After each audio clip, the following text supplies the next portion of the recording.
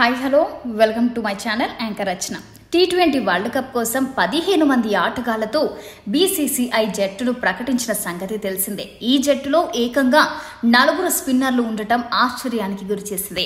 గురువారం ముంబైలో నిర్వహించిన మీడియా సమావేశంలో కెప్టెన్ రోహిత్ శర్మ ఈ విషయంపై వివరణ ఇచ్చాడు.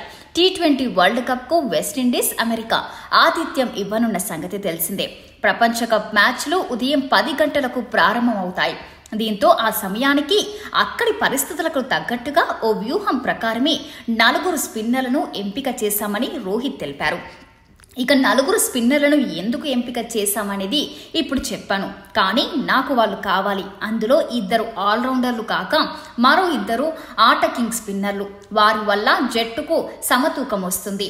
ప్రత్యర్థిని బట్టి ఎవరిని ఆడించాలనేది నిర్ణయిస్తాం అని రోహిత్ శర్మ వెల్లడించారు. జట్టులో హాఫ్ స్పిన్నర్ ఎవరు లేరు కదా అని మీడియా ప్రతినిధులు ప్రశ్నించగా వెంటనే వేలు పైకెత్తిన రోహిత్ శర్మ తాను ఉన్నానంటూ బదిలిచ్చాడు.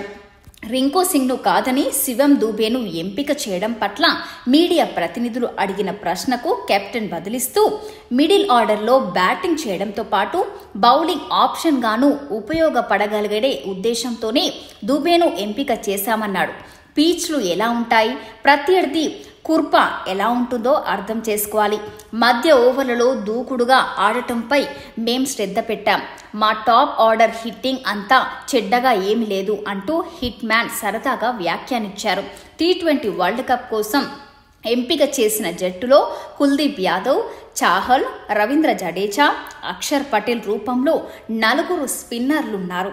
వీరిలో కుల్దీప్, చాహల్ 2 మణికట్టు స్పిన్నర్లు కాక జడేజా, అక్షర్ లెఫ్ట్ ఆర్మ్ స్పిన్నర్లు కావడంతో పాటు ఆల్రౌండర్లు కూడా.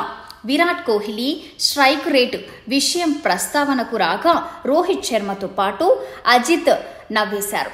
విరాట్ కోహ్లీ IPLలో చక్కగా ఆడుతున్నాడన్న అగార్కర్ అతడి స్ట్రైక్ రేట్ విషయం తమ మధ్య అసలు చర్చకు రాలేదన్నాడు. హార్దిక్ వైస్ కెప్టెన్సీ విషయంపై మాట్లాడుతూ అసలు వైస్ కెప్టెన్సీ ఎవరికి ఇవ్వాలనే విషయం కూడా చర్చకు రాలేదని అగార్కర్ తెలిపారు. హార్దిక్ ను రీప్లేస్ చేయడం కష్టమని చీఫ్ సెలెక్టర్ అభిప్రాయపడ్డారు. ఇలాంటి మరిన్ని లేటెస్ట్ అప్డేట్స్ కోసం మన ఛానల్ని సబ్స్క్రైబ్ చేసుకోండి, లైక్ చేయండి, షేర్ చేయండి, పక్కనున్న బెల్ ఐకాన్ క్లిక్ చేయడం మాత్రం మర్చిపోకండి.